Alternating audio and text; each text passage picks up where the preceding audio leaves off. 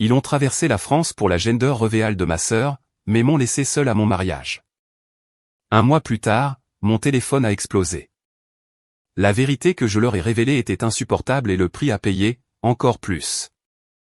Toute ma famille, les 23 membres, ont traversé la France pour assister à l'ouverture d'un ballon rempli de confettis roses par ma sœur, affrétant des vols, portant des tenues assorties, dans un luxueux domaine de 35 000 € à Saint-Tropez. Un mois plus tard, pas une seule personne n'a fait les 2 heures de route pour me voir me marier. C'est trop épuisant, a dit ma mère. Nous venons juste de voyager, a ajouté mon père. Peut-être la prochaine fois, a textoté ma sœur avec un emoji rieur. 34 jours plus tard, mon téléphone s'est illuminé de 215 appels manqués, messages et messages vocaux de tous mes proches. Ils venaient d'apprendre qui était vraiment mon mari. Et soudain, 2 heures de route ne semblaient plus si loin. Mais voici ce qu'aucun d'eux ne savait. Et ce que je suis sur le point de vous dire, c'est que la distance n'a jamais été le problème, c'était eux. Je m'appelle Stella, j'ai 31 ans, et voici comment j'ai perdu ma famille et découvert que je n'en avais jamais vraiment eu. Laissez-moi vous ramener à un samedi de mars. Le jour où j'ai réalisé que je faisais des auditions pour un rôle que je n'obtiendrais jamais. La famille Dubois vivait à Versailles, dans une maison coloniale à 5 chambres avec une véranda que ma mère repeignait chaque printemps. Toujours en blanc ou en crème, car Patricia Dubois ne faisait pas dans le bricolage de grande surface.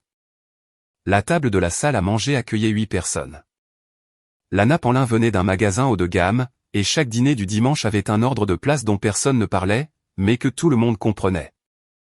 Ma mère était à la tête. Mon père, Richard, était à sa droite, assez près pour acquiescer au bon moment, assez loin pour ne pas gêner. Madison et Brett étaient assis en face l'un de l'autre, comme la royauté à la cour. Et moi, j'étais au bout, près de la cuisine, à côté de la porte battante qui frappait ma chaise chaque fois que quelqu'un se levait pour un autre verre de vin. Ma mère dirigeait une chaîne de 5 boutiques dans toute l'Île-de-France, Maison Patricia. Elle appelait cela son empire. Mon père avait un petit cabinet de conseil en gestion. Stable, respectable, sans histoire. L'argent était suffisant. L'image était tout. Madison, 4 ans plus jeune, ancienne Miss Île-de-France Junior, désormais influenceuse lifestyle avec 45 000 abonnés, avait épousé Brett Keller, un promoteur immobilier qui conduisait un Range Rover et parlait des taux de capitalisation comme d'autres parlent de la météo. Ils vivaient dans une maison de ville de 1,2 million d'euros à Neuilly. Tout dans leur vie semblait cher. Tout dans leur vie devait l'être. Et puis, il y avait moi, graphiste indépendante, appartement d'une chambre à Paris, une Peugeot 308 de 2018 avec une bosse sur le pare-choc arrière que je n'ai jamais fait réparer. Ma mère appelait ce que je faisais le petit truc artistique de Stella. Il y a un portrait de famille sur la cheminée à Versailles. Il a été pris il y a 3 Noëls. Si vous regardez la version encadrée, vous remarquerez que mon visage est coupé à moitié par le bord. Personne ne l'a jamais réencadré. Je ne le savais pas à l'époque, mais dans exactement 4 mois, chaque personne à cette table du dimanche me supplierait pour quelque chose, et je dirais non. La tendance n'a pas commencé avec le mariage. Elle a commencé avec une peinture. J'avais 14 ans. Le concours régional des jeunes artistes d'Île-de-France avait eu 200 candidatures cette année-là, et la mienne a remporté la première place, un paysage à l'huile de la vallée de la Loire. J'y avais passé 4 mois. Mon professeur d'art, Madame Cala, a pleuré quand ils ont annoncé mon nom. Ma mère avait promis d'être au 3e rang. Elle n'y était pas. Le 3e rang était vide. Toute la section était vide. Pendant que je me tenais sur cette scène au Palais des Congrès de Paris, tenant une plaque avec mon nom gravé en laiton, ma mère était à 60 km de là, dans une boutique de robes de mariée avec Madison, se faisant ajuster pour le concours Miss Île-de-France Junior. Madame Cala m'a ramené chez moi ce soir-là. J'ai franchi la porte d'entrée en tenant ma plaque et ma mère a levé les yeux du canapé où elle épinglait l'écharpe de Madison et a dit « Oh, chérie, je suis tellement désolée, mais le concours de Madison est dans 2 semaines. Tu comprends ? Ta petite peinture sera toujours là demain. » Elle n'était pas là demain. Elle n'a jamais été accrochée nulle part. Ni dans le couloir, ni dans le salon, ni même dans ma chambre, parce que je ne pouvais pas la regarder sans voir ce 3e rang vide. La couronne de Miss Île-de-France Junior de Madison, cependant, est restée sur l'étagère du salon pendant la décennie suivante, encore pailletée quand j'ai déménagé. Des années plus tard, quand j'avais 24 ans et que je faisais le tri dans le garage pour aider mon père à faire de la place pour un nouvel établi, j'ai trouvé la peinture. Elle était sous une boîte des anciennes écharpes de concours de Madison, face contre terre, enveloppée dans un sac poubelle. J'ai arrêté de peindre après ça. Pas parce que j'avais perdu le talent. J'avais perdu le public que je pensais devoir avoir. Il me faudrait 7 autres années pour réaliser que j'avais cherché le mauvais public tout ce temps. J'ai rencontré David dans un café à Saint-Germain-des-Prés un jeudi après-midi d'octobre. Il lisait une copie cornée des pensées de Marc Aurèle. J'étais en train de dessiner un concept de logo sur mon iPad. Il m'a demandé si j'étais artiste. J'ai répondu, graphiste indépendante. Il a dit, même chose, juste avec des factures. Et ri. Il m'a offert un deuxième café. Ce jour-là, il portait une chemise à carreaux et un jean. Il conduisait un Toyota Hilux avec de la boue dans les passages de roues. Il m'a dit qu'il travaillait dans la finance. J'ai imaginé un homme avec un compte en bourse et un passe-temps pour les tableurs. Nous avons dîné ensemble pendant 8 mois avant que je découvre la vérité. Et elle ne venait pas de David. Elle venait de Nora, ma meilleure amie depuis la première année à la Sorbonne, désormais avocate d'affaires à Paris. Nous buvions une bouteille de Malbec dans son appartement quand elle a ouvert un article sur son téléphone et m'a tourné l'écran. Stella, a-t-elle dit, ton petit ami est sur la liste Forbes des 30 moins de 40 ans. David Ashford, fondateur et PDG, Ashford Capital Partners, un fonds de capital investissement gérant 2,3 milliards d'euros d'actifs. J'ai fixé sa photo dans l'article. Même chemise à carreaux, même sourire facile, et j'ai senti le sol vaciller. Quand je l'ai confronté, il ne s'est pas excusé, il a expliqué. Le partenaire commercial de mon père m'a volé quand j'avais 12 ans, a-t-il dit, assis en face de moi dans notre cabine habituelle. J'ai vu l'argent transformer les gens en étrangers. J'ai juré que cela ne m'arriverait jamais. Je voulais savoir si je rencontrais quelqu'un, cette personne resterait si elle pensait que je n'avais rien. Je suis resté et j'ai gardé son secret, non pas pour lui, mais pour moi. Je voulais que ma famille m'aime pour qui j'étais, pas pour la valeur du nom de mon mari. Nora m'avait prévenu. Si ta famille le découvre un jour, elle deviendra soudainement très intéressée par toi. Je lui ai dit qu'elle était cynique. Elle m'a répondu qu'elle était réaliste. David m'a demandé en mariage un samedi matin. Pas de restaurant, pas de spectacle, pas de flash mob, juste nous deux sur un banc au parc de Saint-Cloud, regardant la Seine déferler sur les rochers. La bague était un saphir bleu salon de 3 carats monté en platine. Pour quiconque connaissait réellement les pierres, c'était extraordinaire. Pour ma famille, elle était jolie. J'ai posté une photo sur le chat de groupe familial ce soir-là.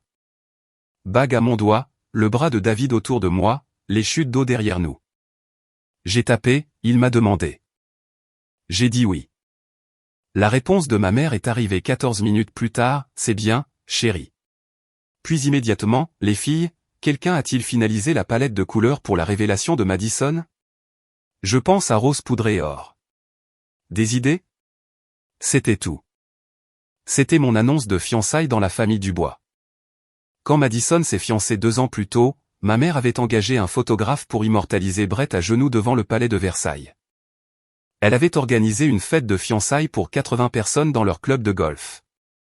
Elle avait posté 14 fois sur Instagram en un seul week-end. Je le sais parce que j'ai aimé chacune des publications. Pour moi, un cœur emoji et un pivot vers les couleurs des ballons. J'ai envoyé les faire-part de mariage 3 mois avant la date. Domaine de la Wisteria, près de Tours, une belle propriété dans les collines de la Touraine, à exactement 1h50 de Versailles en voiture. Je l'ai choisi parce que la glycine fleurissait en mars et que l'arche de cérémonie donnait sur les monts du Jura. Aussi parce que c'était près de la maison, facile d'accès, pas d'avion nécessaire. 6 semaines passèrent. Pas un seul RSVP n'est revenu. J'ai commencé à appeler. Mon père a décroché à la 3e sonnerie et a hésité 30 secondes avant de dire « Ta mère pense que cela pourrait entrer en conflit avec l'emploi du temps de Madison. Le bébé de Madison n'est pas attendu avant 4 mois, papa. » Silence. Un silence long, lourd, familier. J'aurais dû le voir alors, mais l'espoir vous fait garder les yeux à moitié fermés alors qu'ils devraient être grands ouverts. La révélation du sexe de Madison a eu lieu au Ritz-Carlton de Saint-Tropez. Organisatrice d'événements, arche de ballon qui coûtait plus que mon loyer mensuel, orchestre de jazz live, images de drone de la chute des confettis au-dessus du golfe. Ma mère avait tout organisé, avec un bar à fruits de mer et un gâteau à 6 étages en forme de landau. 23 membres de la famille avaient fait le déplacement. Tante Linda de Bordeaux, tante Rachel de Marseille, oncle Jean de Lyon, des cousins que je n'avais pas vus depuis l'enterrement de ma grand-mère se sont présentés dans des robes d'été roses assorties.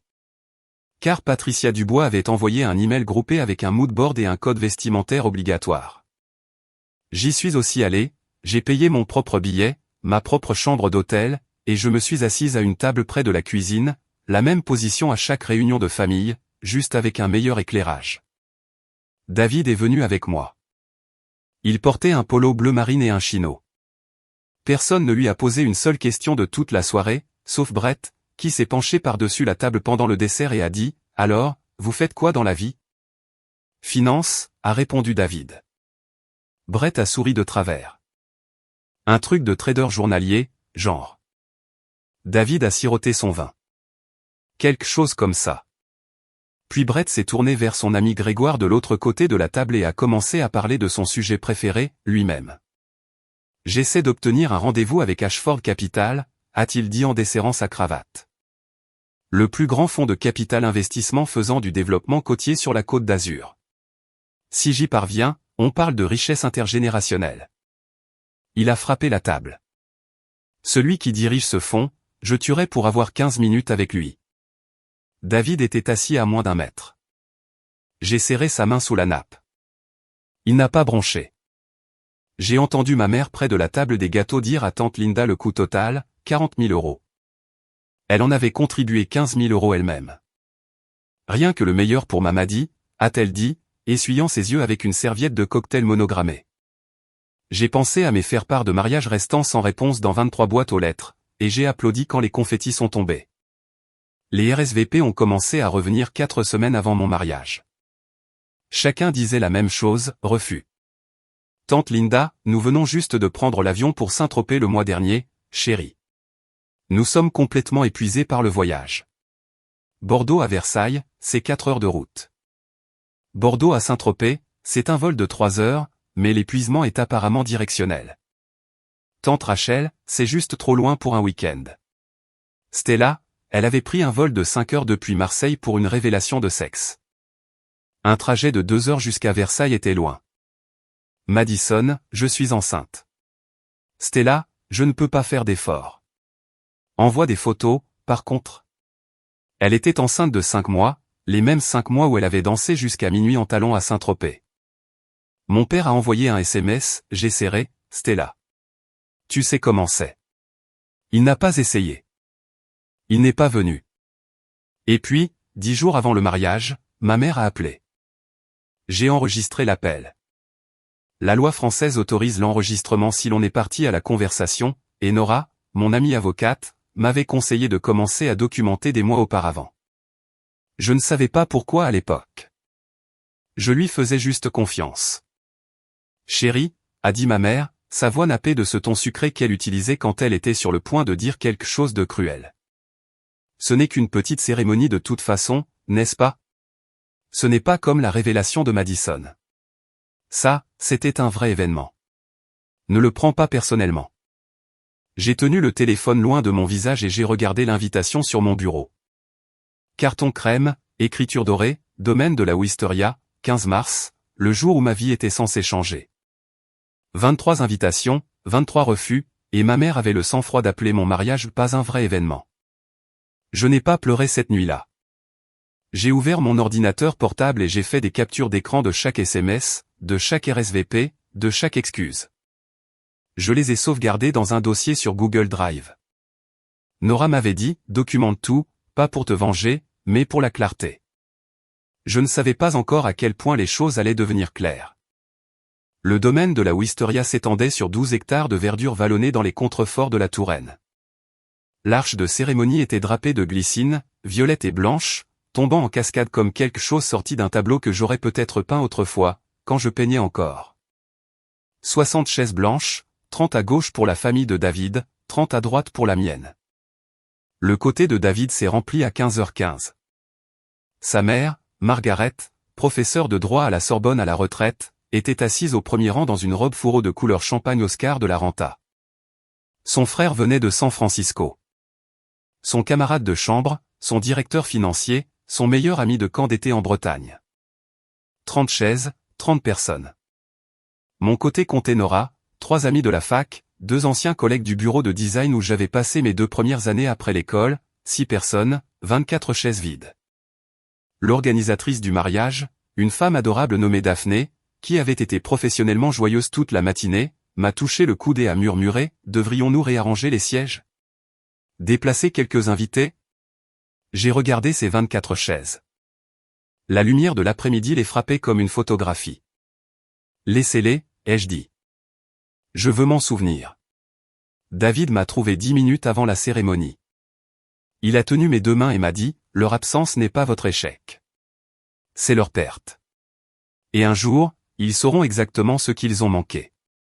Margaret a lu un poème pendant la cérémonie, quelque chose sur les racines et les rivières et les personnes qui choisissent de rester. J'ai pleuré, non pas de tristesse, mais de la clarté soudaine et aiguë d'avoir passé 31 ans à supplier d'être aimé par des gens qui n'avaient rien à donner. Après la cérémonie, pendant que les invités buvaient du Sancerre sous l'arche, Nora m'a tiré à part. Elle a brandi son téléphone. Ma mère avait posté une story Instagram cet après-midi-là, une photo d'un brunch avec Madison dans un café à Versailles. Légende, journée mère-fille. Même jour, même après-midi, à 2 heures de distance. Bénédicte au lieu du mariage de sa fille aînée. J'ai laissé ces chaises vides exprès, pas pour faire un chantage affectif, mais comme une preuve. 3 jours plus tard, j'étais toujours dans le chat de groupe familial. Je n'en étais pas sorti. En partie par habitude, en partie parce que je voulais voir ce qu'ils diraient. Ce qu'ils ont dit était pire que le silence. Madison a envoyé le premier message. Alors, comment était le petit mariage? As-tu fait le truc Pinterest? Ma mère, je suis sûr que c'était charmant, chérie. Envoie des photos quand tu auras 1 minute. Aucune mention du fait qu'elle n'était pas venue. Aucune excuse, aucune explication, juste la présomption sereine que mon mariage était une note de bas de page et que le chapitre était déjà passé. Brett est intervenu. J'ai entendu dire que tu as épousé un gars de la finance. Tant mieux pour toi. Le trading journalier doit être excitant.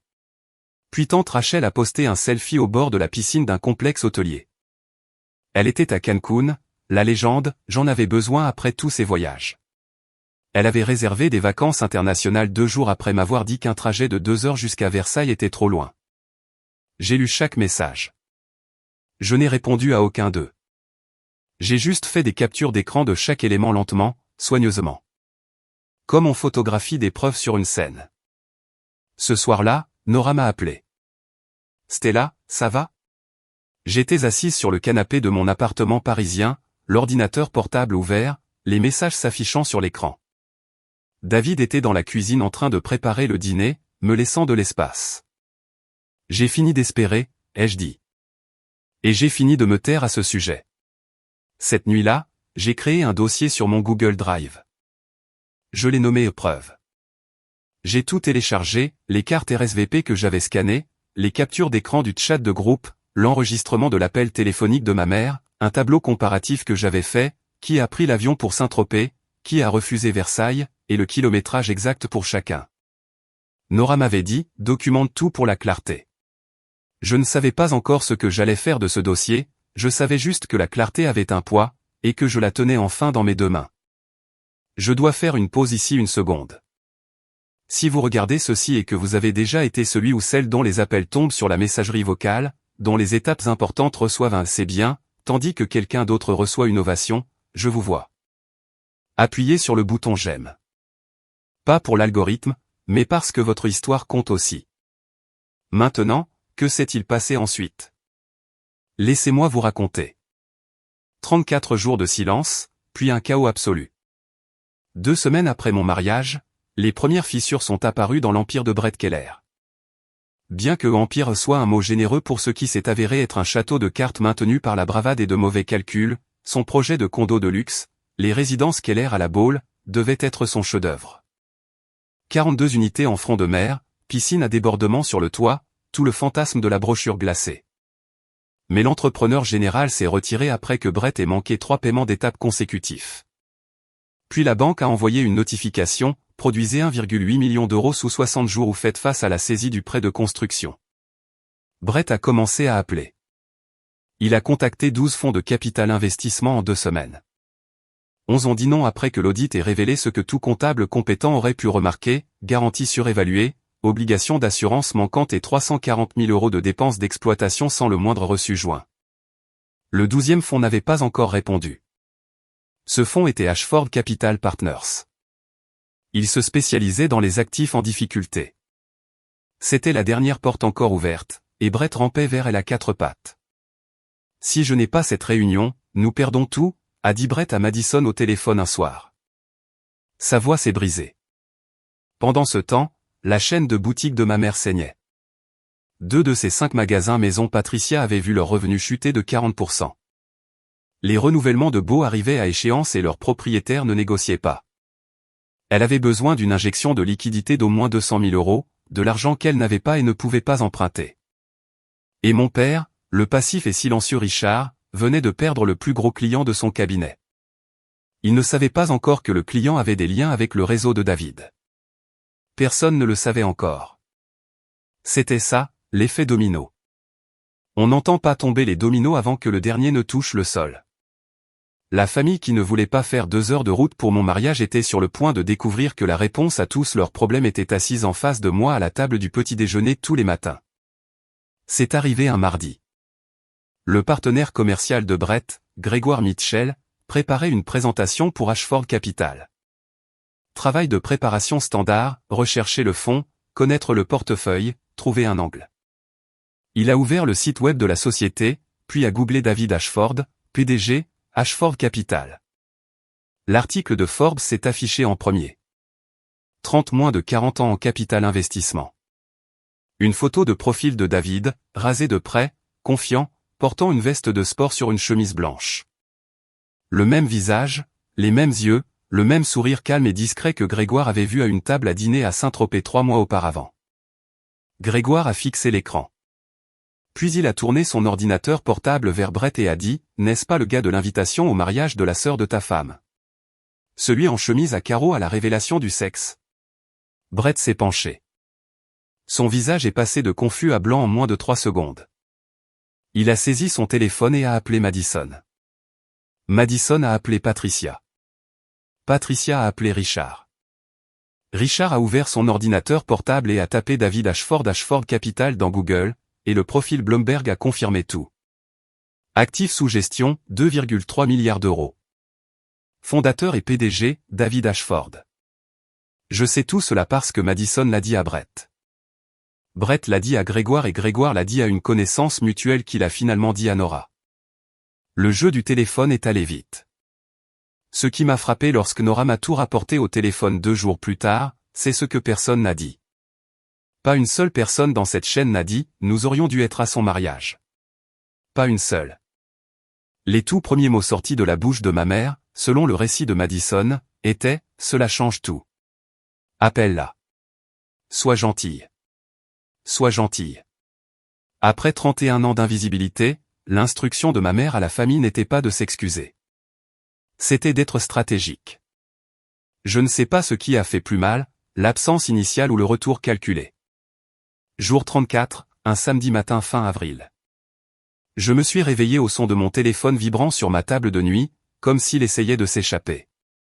L'écran était dense de notifications, un mur de noms que je n'avais pas vu illuminer mon téléphone depuis plus d'1 mois. Je l'ai pris et j'ai fait défiler. 47 appels manqués, 89 SMS, 31 messages vocaux, 48 emails et messages Facebook, 215 points de contact de personnes qui n'ont pas pu trouver 2 heures pour faire la route jusqu'à la Wisteria. Ma mère, 12 appels et 3 messages vocaux. Stella, bébé, rappelle-moi. Tu me manques tellement. Déjeunons cette semaine. Amen David. Nous aimerions mieux apprendre à le connaître. Madison, OMG. Stella, pourquoi ne m'as-tu rien dit? David est comme célèbre. Nous devrions tous nous retrouver. Brett, l'homme même qui avait traité David de trader journalier 3 mois plus tôt, a laissé un message vocal qui semblait avoir été répété devant le miroir. Hey, Stella, c'est Brett. Écoute, je pense que David et moi avons mal commencé. J'aimerais vraiment lui offrir un verre. Parler affaires. Tante Linda, qui était épuisée par le voyage, nous nous sentons terribles d'avoir manqué le mariage. Quand pouvons-nous venir? Tante Rachel, celle qui était allée à Cancun au lieu de mon mariage, Stella, je pense à toi.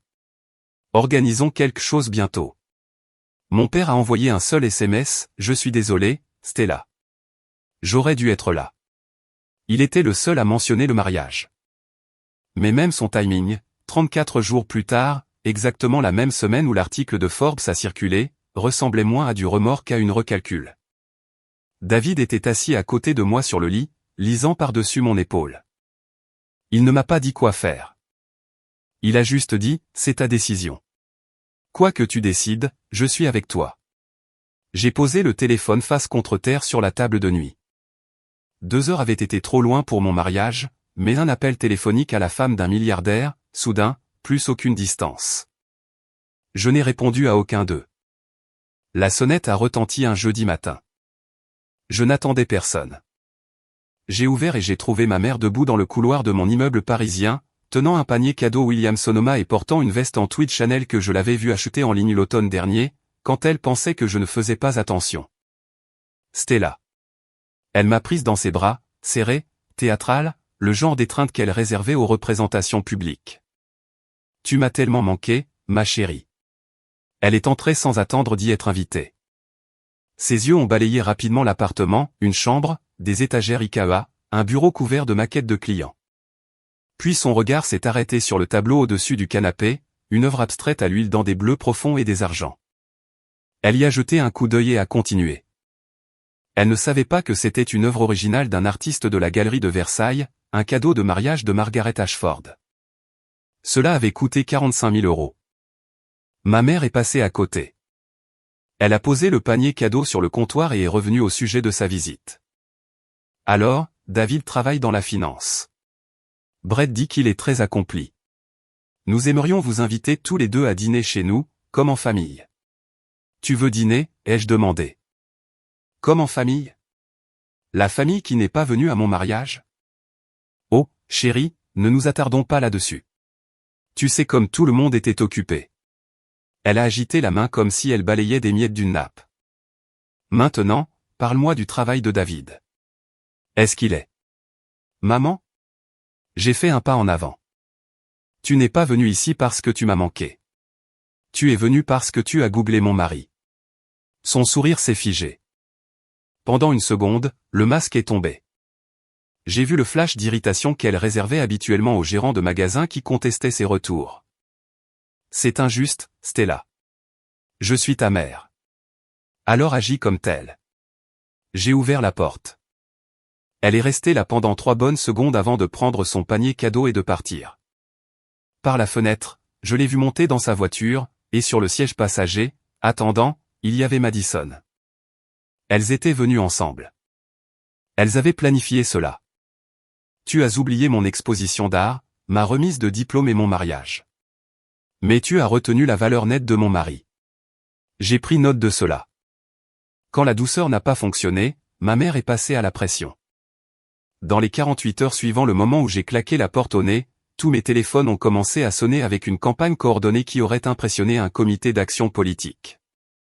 Madison a appelé en premier. Stella, maman est vraiment blessée.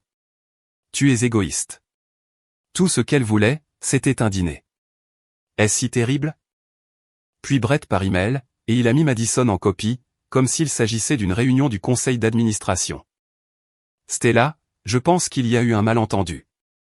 J'aimerais discuter d'une synergie commerciale potentielle avec David. Cela pourrait bénéficier à toute la famille. Fixons un appel. Tante Linda, Stella, ne sois pas difficile. Ta mère tient à toi. Mon père par SMS, s'il te plaît, viens juste dîner. Ça va passer. Et tante Rachel, celle qui était allée à Cancun au lieu de mon mariage, a posté sur Facebook cette semaine-là, la famille, c'est tout, et m'a tagué publiquement pour que tout le monde puisse voir à quel point elle était dévouée. J'ai bloqué 8 numéros. Ils ont appelé depuis de nouveaux numéros. J'ai bloqué ceux-là aussi. Ils ont utilisé les téléphones d'autres personnes. L'appartement semblait assiégé par des gens qui n'avaient jamais frappé à la porte quand j'étais juste Stella. David a proposé d'intervenir. Il aurait pu passer un seul appel, une seule phrase du PDG d'Ashford Capital, et tout se serait arrêté. J'ai dit, non. Si tu te bats pour moi, ils ne me respecteront jamais. Ils auront juste peur de toi. Ce n'est pas ce que je veux. Il n'a pas insisté. Il m'a fait dîner à la place, des pâtes au citron et aux capres et un verre du même Sancerre que nous avions servi au domaine. Nous avons mangé en silence, et le silence ressemblait à une forteresse. Il pensait que j'étais têtu. Il ne savait pas que j'étais délibéré.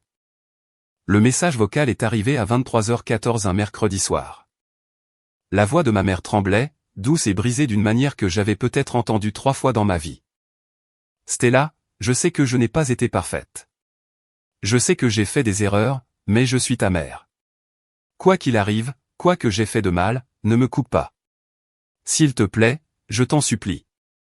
Je me suis assise au bord de mon lit et je l'ai écouté 3 fois. Ma poitrine me faisait mal. Des larmes coulaient sans permission. Elles semblaient réelles. Elles semblaient brisées. Et j'étais sur le point de lui rappeler. Mon pouce flottait au-dessus du bouton vert. Et chaque souvenir d'être resté dans cette cuisine, d'avoir été traité de eux suffisamment bien, mais clairement jamais assez bien pour eux, lutter contre la fille de 14 ans, vivant toujours en moi, qui voulait juste que sa mère se montre une fois. David était dans l'embrasure de la porte. Il n'a pas parlé. Il n'a pas fait un pas vers moi ou loin de moi. Il se tenait juste là. Et dans le silence, j'ai appelé Nora à la place. Elle avait l'air d'être la vraie Nora. Peut-être que je suis trop dur, Stella. La voix de Nora était à la fois douce et ferme. Ouvre le dossier. Lis les SMS. Lis ce qu'elle a dit de ton mariage. Ensuite, décide. J'ai ouvert mon ordinateur portable. La lumière bleue de l'écran remplissait la chambre sombre. J'ai cliqué sur le dossier étiqueté épreuve et j'ai ouvert la capture d'écran de 2 jours avant mon mariage. Un message que ma mère avait envoyé à Madison, que Madison avait accidentellement transféré au mauvais chat de groupe. Ne perds pas ton samedi pour la petite cérémonie de Stella. Elle ira bien. Elle va toujours bien. C'était le message qu'elle avait envoyé à chaque membre de la famille. La raison pour laquelle personne n'est venu. Ce n'était pas la distance. Ce n'était pas les horaires. C'était Patricia Dubois disant tranquillement à 23 personnes que le mariage de sa fille aînée ne valait pas leur temps.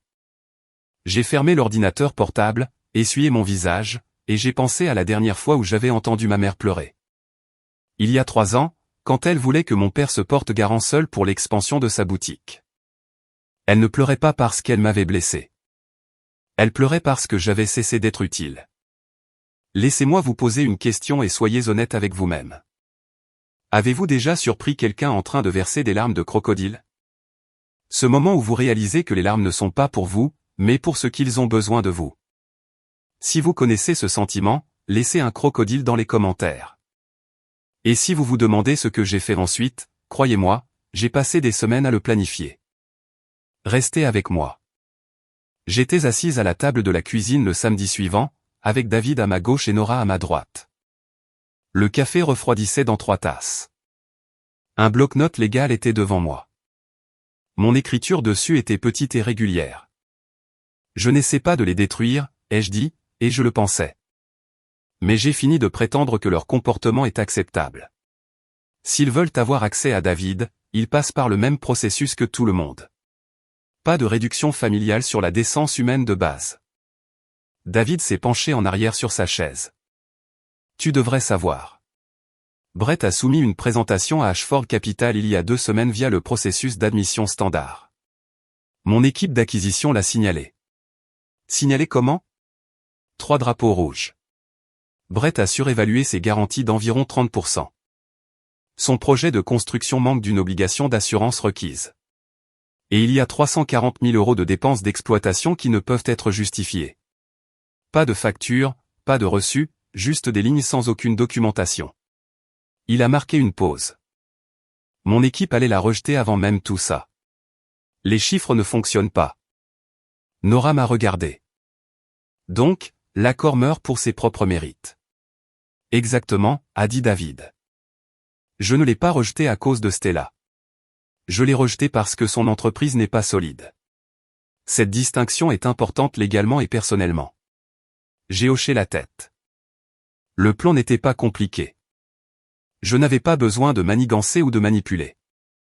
J'avais juste besoin d'arrêter d'intervenir, d'arrêter de lisser les choses, d'arrêter d'être le pont invisible entre les problèmes de ma famille et les solutions qu'ils n'avaient pas méritées. Il y avait une chose, cependant. Le gala de charité de la Fondation Henderson, dans 3 semaines. David recevrait le prix du leadership. 400 invités, en tenue de soirée. Si ma famille l'apprenait, et j'en étais certaine, il serait là. Nora a fait glisser un classeur mince sur la table. À l'intérieur, des captures d'écran imprimées, des cartes RSVP scannées, le tableau comparatif des kilométrages. Juste au cas où, a-t-elle dit. Ce n'est pas une arme. C'est un miroir. Je n'avais pas besoin de vengeance. J'avais juste besoin qu'ils cessent de se mentir à eux-mêmes sur qui ils étaient. La lettre de refus est arrivée au groupe Keller Développement un lundi. Livrée sur du papier à en-tête Ashford Capital couleur crème, papier coton sans baie, logo embossé. Elle était signée par le vice-président des acquisitions. Pas David. Procédure standard. Le PDG ne signe jamais les rejets d'accord. Mais Brett ne savait pas que la lettre était 3 paragraphes de courtoisie professionnelle enveloppant un verdict. Après un examen approfondi, le profil de risque des résidences Keller ne répond pas à nos critères d'investissement actuels. Spécifiquement, la surévaluation des garanties données, l'insuffisance des obligations d'assurance construction, et les divergences non résolues dans les dépenses d'exploitation déclarées. Brett l'a lu debout dans son bureau. Puis il s'est assis. Puis il a mis sa tête dans ses mains. Il a appelé Madison cet après-midi-là. J'ai appris plus tard, toujours par le biais de la chaîne qui menait toujours à Nora, que c'était la première fois que Madison entendait Brett pleurer. Ce soir-là, Brett a essayé de joindre David directement. Il a appelé la ligne principale du bureau d'Ashford Capital. La réceptionniste était polie et inflexible. Monsieur Ashford n'accepte pas les appels non sollicités. Si vous souhaitez soumettre une demande formelle, je peux vous fournir l'adresse email appropriée. Brett a raccroché. Il est resté assis dans sa voiture dans le parking souterrain pendant 20 minutes. Puis il a appelé Patricia.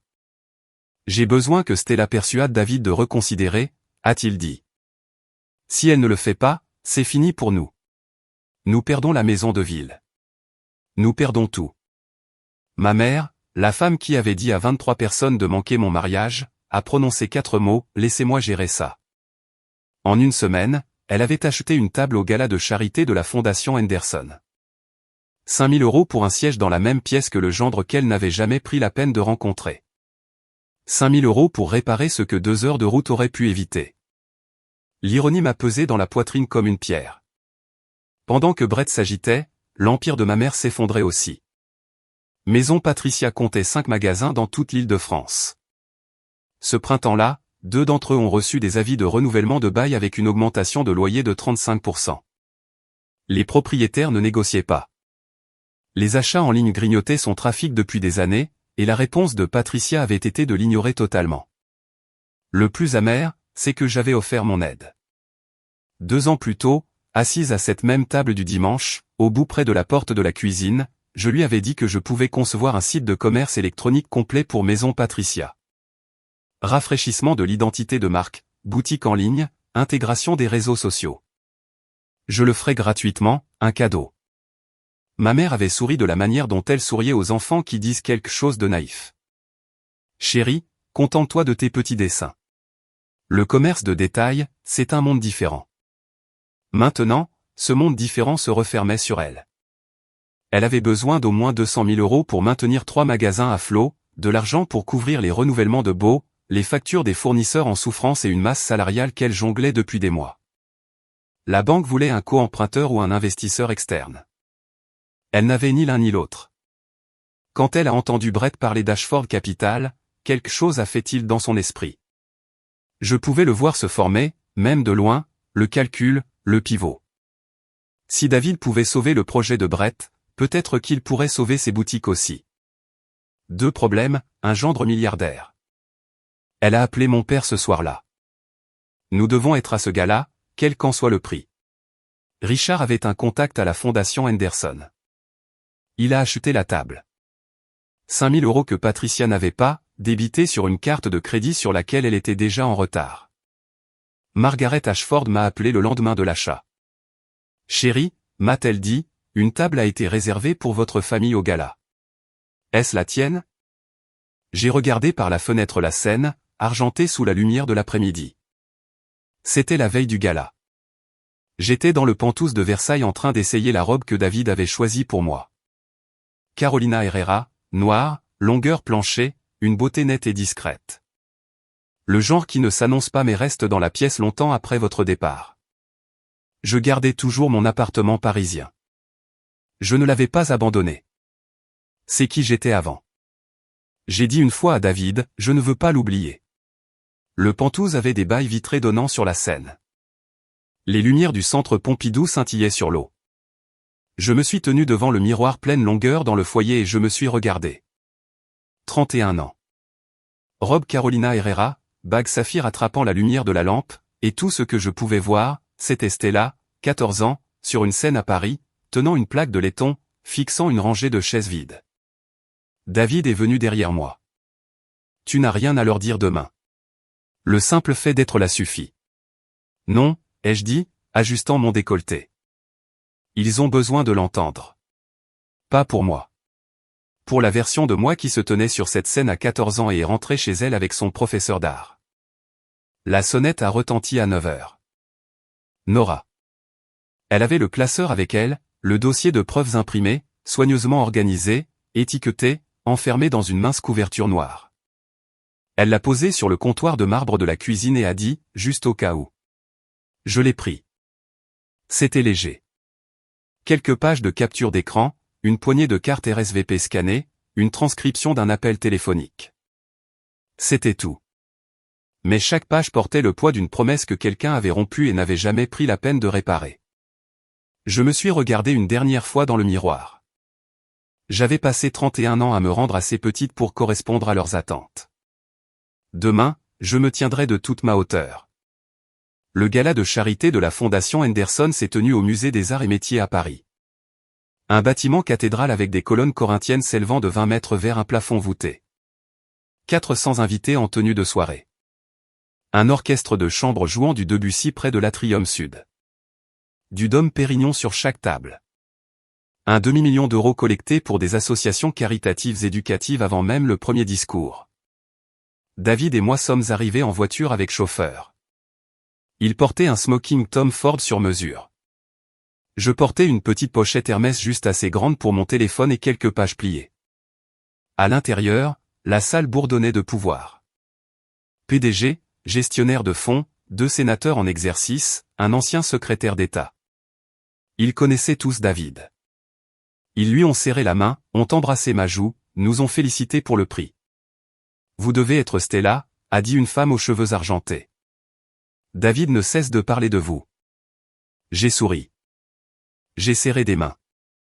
Et à travers la salle, à la table 14, pressée contre le mur du fond comme une pensée tardive, je les ai vus. Ma mère dans une robe rouge de chez Monoprix, essayant désespérément d'avoir l'air de quelque chose de plus. Brett dans un costume qui tirait sur ses épaules. Madison, enceinte de 6 mois, serrant son petit sac à main. Mon père assis, les mains dans les genoux, fixant la nappe. Il ne m'avait pas encore vu. Il scrutait la salle à la recherche de David Ashford, le nom sur le programme, le visage de l'article de Forbes. Il ne savait pas que j'étais déjà là, à moins de 6 mètres, en train de les regarder chercher. Le maître de cérémonie est monté au pupitre. Mesdames et messieurs, veuillez accueillir l'invité d'honneur de ce soir, le fondateur d'Ashford Capital Partners et lauréat du prix du leadership Henderson de cette année, David Ashford. David s'est levé. Je me suis levé avec lui. 400 personnes ont applaudi. Et à la table 14, le verre de champagne de ma mère s'est figé à mi-chemin de ses lèvres. Pour la première fois de ma vie, j'ai vu sur son visage quelque chose que je n'avais jamais vu auparavant, la peur. David a parlé pendant 5 minutes. Il était gracieux, précis et chaleureux de la manière dont seul quelqu'un qui ne se soucie vraiment pas des applaudissements peut l'être. Il a parlé du travail de la Fondation Henderson dans les écoles sous-financées. Il a parlé de la responsabilité du capital. Il a fait rire une salle de personnes puissantes 2 fois et réfléchir 1 fois. Puis il a marqué une pause. Il m'a regardé directement. Je veux conclure en remerciant la personne qui me rappelle chaque jour que le succès ne se mesure pas à ce que vous construisez.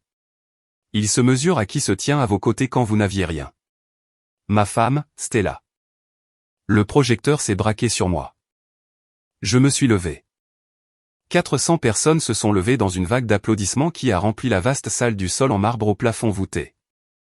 À la table 14, ma mère était devenue pâle. Madison serrait le bras de Brett si fort que ses jointures blanchissaient. La mâchoire de Brett était bloquée. Mon père regardait son assiette comme si la réponse à toute sa vie était écrite sur la porcelaine. Après le discours, je les ai regardés bouger. Patricia s'est levée la première, redressant sa robe, levant le menton, appliquant le sourire brillant et lisse qu'elle portait comme une armure. Elle a traversé la foule avec Madison et Brett derrière elle comme une caravane. Stella. Elle a écarté les bras. Oh mon Dieu, regarde-toi. Nous sommes si fiers de toi, chérie. Elle s'est avancée vers moi devant 3 couples qui regardaient clairement.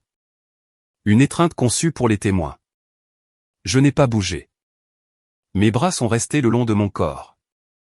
Salut, maman. Étrange de te voir ici. Tu n'as pas pu venir en Touraine, mais Paris, ça marche. Le sourire s'est légèrement fissuré. Oh, ne sois pas ridicule. Nous sommes là pour te soutenir. Vous êtes là parce que le projet de Brett a besoin de 4,2 millions d'euros. La phrase est tombée comme un verre brisé sur du marbre. Les 3 couples se sont retournés.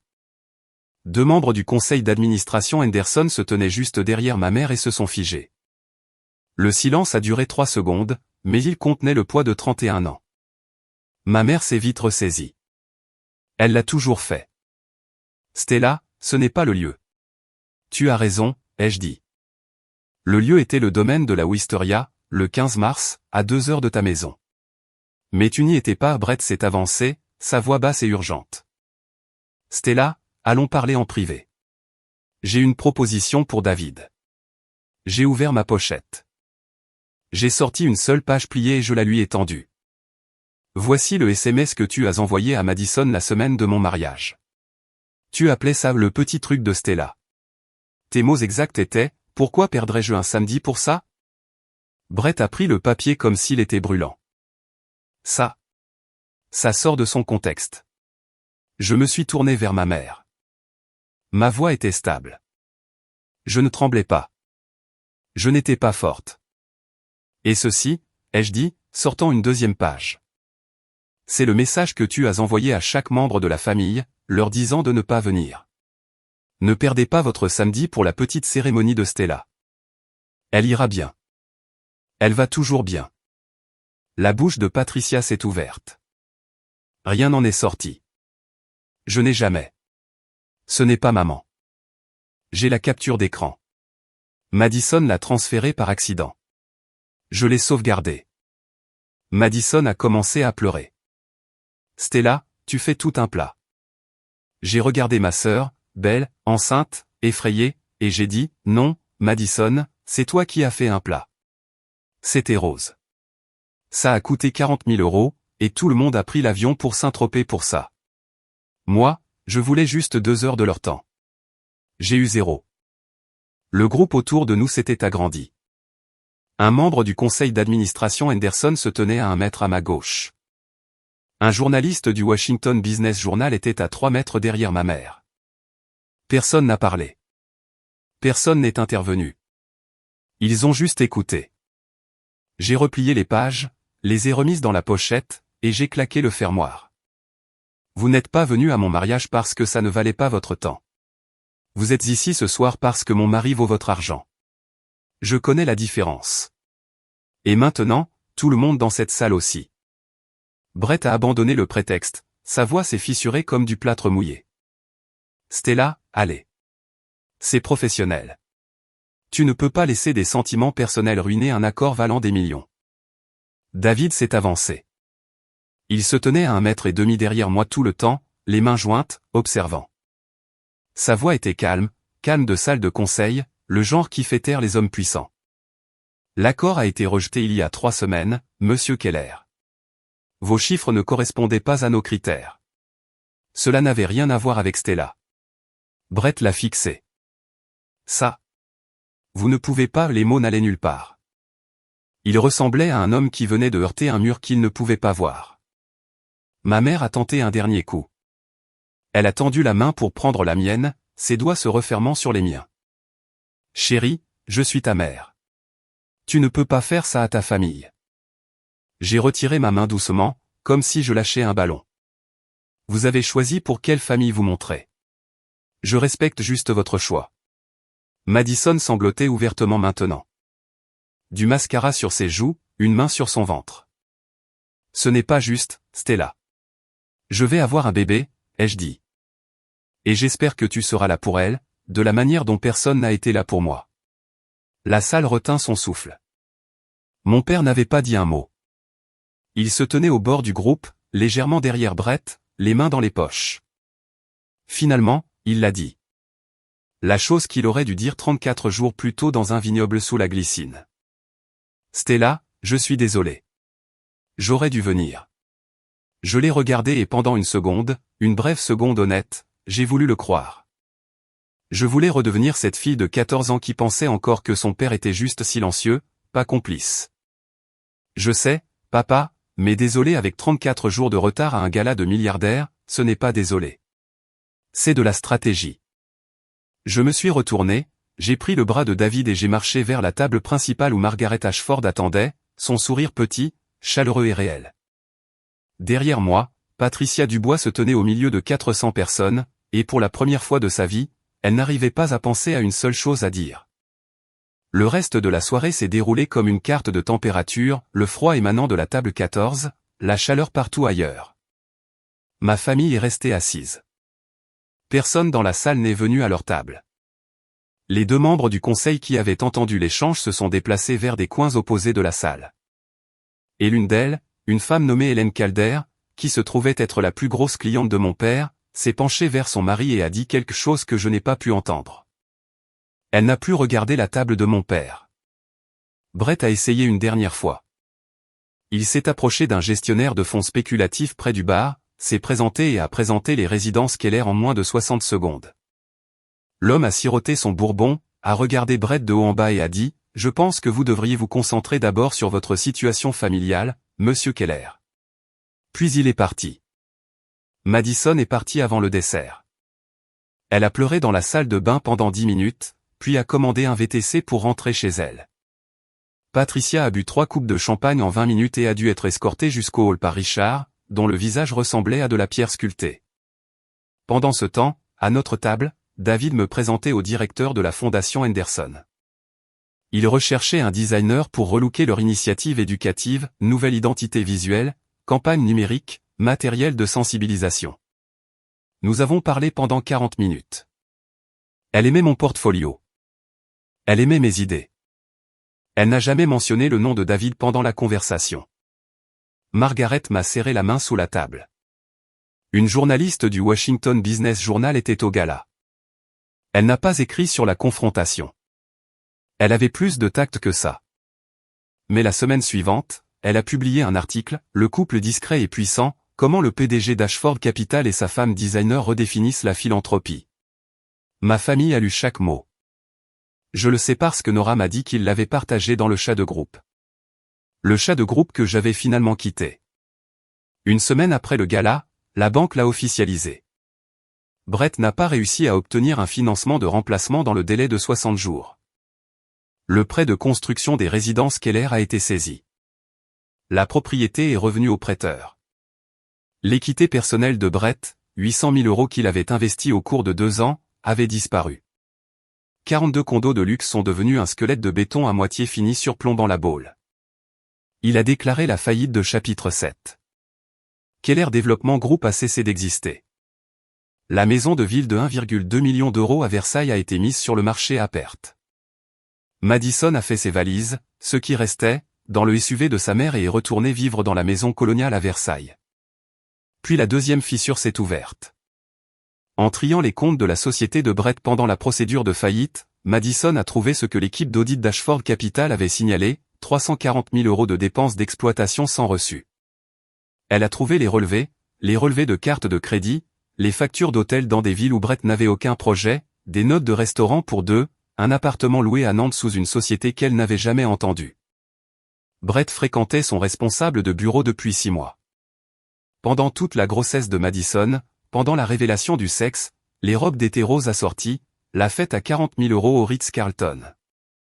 Madison m'a appelé à 2 heures du matin. Sa voix était brute, dépouillée de l'intonation Instagram, du droit acquis décontracté, de la confiance facile d'être la favorite de la famille. Stella, je ne savais rien de tout ça. Je suis tellement désolé. Pas pour David, pour tout ce qui te concerne. J'ai écouté. Je n'ai pas raccroché. Je ne l'ai pas non plus réconforté. J'y penserai, Madison, mais pas ce soir. J'ai posé le téléphone. David était réveillé à côté de moi, regardant le plafond. C'était la première chose réelle que ma sœur me disait depuis des années. Mais un appel téléphonique à 2 heures du matin avec tout qui brûlait autour d'elle n'effaçait pas ce que 27 ans de silence avaient construit. Maison Patricia a fermé 2 magasins fin mai. Les renouvellements de bail sont venus et repartis sans signature. Le magasin de la Défense a fermé un mardi. Le magasin de Versailles a suivi la semaine suivante. Les portants qui contenaient autrefois des chemisiers en soie et des sacs en cuir italien étaient dépouillés jusqu'au métal nu. Un panneau au bail disponible est apparu dans chaque vitrine avant la fin du mois. 3 magasins restaient, mais ils perdaient de l'argent. Les répercussions sociales ont été plus silencieuses et plus profondes. Le cercle du club de golf de Versailles fonctionnait sur les potins comme la plupart des écosystèmes fonctionnent sur l'oxygène. Quelqu'un qui avait été au gala, ou qui connaissait quelqu'un qui y avait été, a raconté à quelqu'un du comité du déjeuner de printemps ce que Patricia avait fait. Elle a dit à toute sa famille de ne pas aller au mariage de sa propre fille, et cette fille avait épousé un milliardaire. Cette phrase s'est propagée dans le cercle social de Patricia comme un poison à action lente. La présidente du comité l'a appelée la semaine suivante. Nous pensons que le comité a besoin d'une nouvelle énergie cette saison. Patricia, je suis sûr que tu comprends. Hélène l'a appelée. La membre du conseil, la plus grosse cliente de mon père, a transféré son contrat de conseil à un autre cabinet. Elle l'a dit directement à Richard. J'ai besoin de quelqu'un en qui je peux avoir confiance pour mon entreprise familiale. Il n'a pas discuté. Il ne pouvait pas. Ma mère a tenté un dernier coup sur les réseaux sociaux. Elle a posté une photo d'enfance de moi, des taches de peinture sur les doigts, souriant à l'appareil photo à 7 ans, avec une légende, ma belle aînée. Si fière de tout ce que tu es devenu. J'ai signalé la publication, puis j'ai bloqué son compte.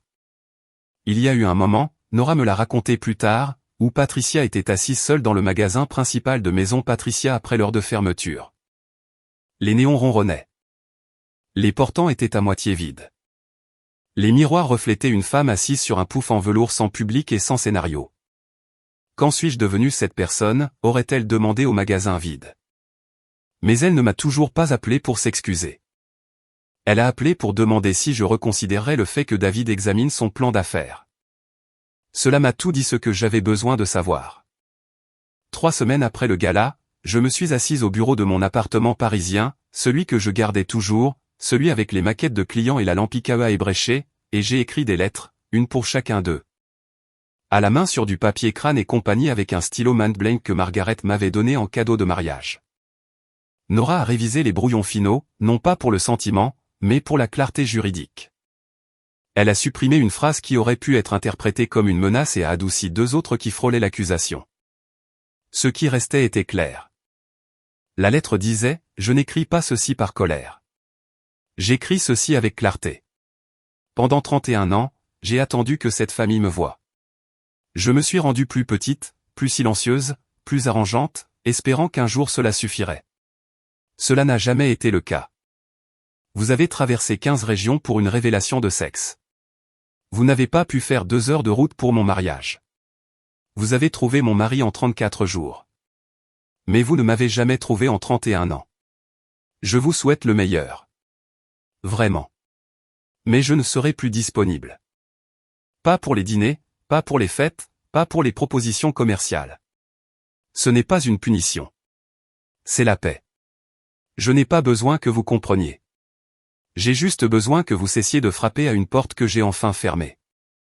J'ai posté 5 copies par courrier recommandé avec accusé de réception, numéro de suivi enregistré, confirmation de livraison sauvegardée. Puis j'ai changé mon numéro de téléphone, bloqué tous les comptes familiaux sur toutes les plateformes. Nora est devenue le seul contact d'urgence, situation médicale uniquement. David m'a tenu ce soir-là sur le balcon du Penthouse de Versailles. La Seine coulait en dessous de nous, sombre et stable.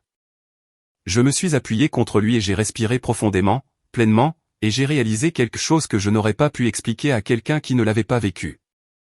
Pour la première fois en 31 ans, je n'attendais plus que quelqu'un se montre.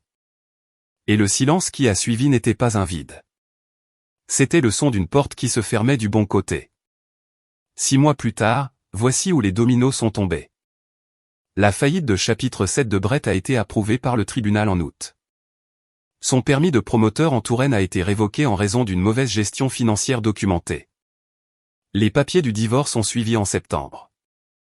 Madison a engagé la procédure, invoquant l'adultère et les dettes dissimulées. Le partage des biens a été bref car il ne restait rien à diviser. Madison a eu son bébé en juillet. Une fille qu'elle a nommée Espoir. Elle a emménagé avec Patricia, a pris un travail à temps partiel dans un magasin de détail à Versailles, son premier salaire depuis ses jours de concours. Elle ne m'a pas contacté. Elle a respecté la limite, mais elle a envoyé une carte d'anniversaire via Nora en octobre. Elle disait, « Je comprends maintenant.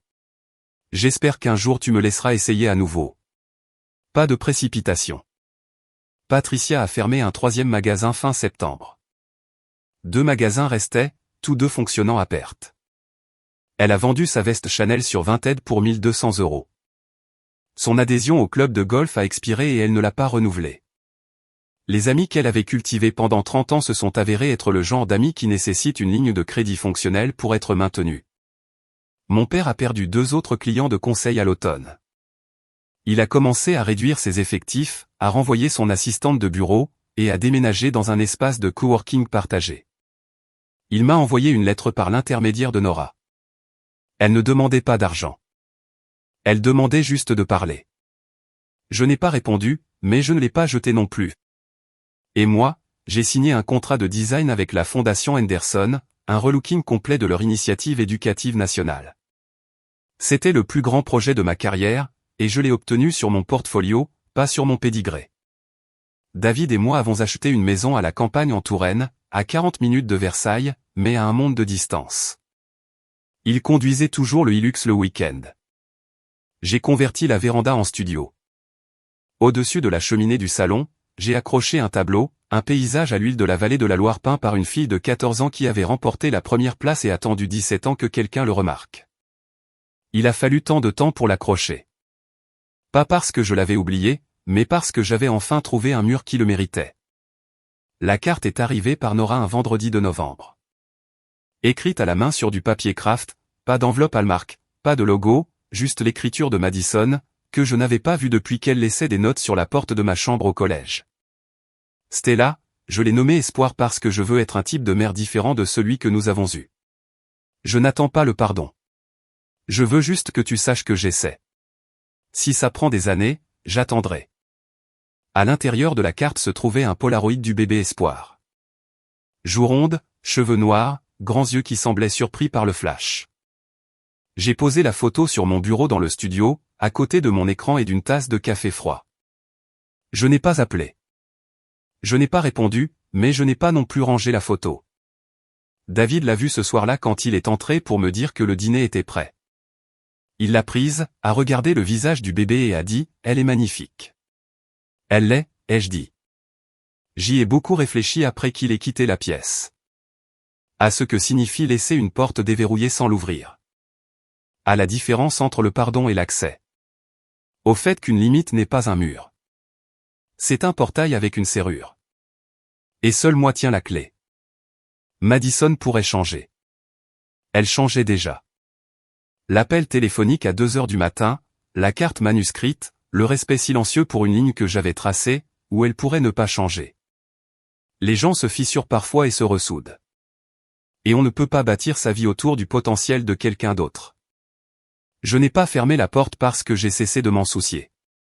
Je l'ai fermée parce que j'ai finalement commencé à me soucier de moi-même.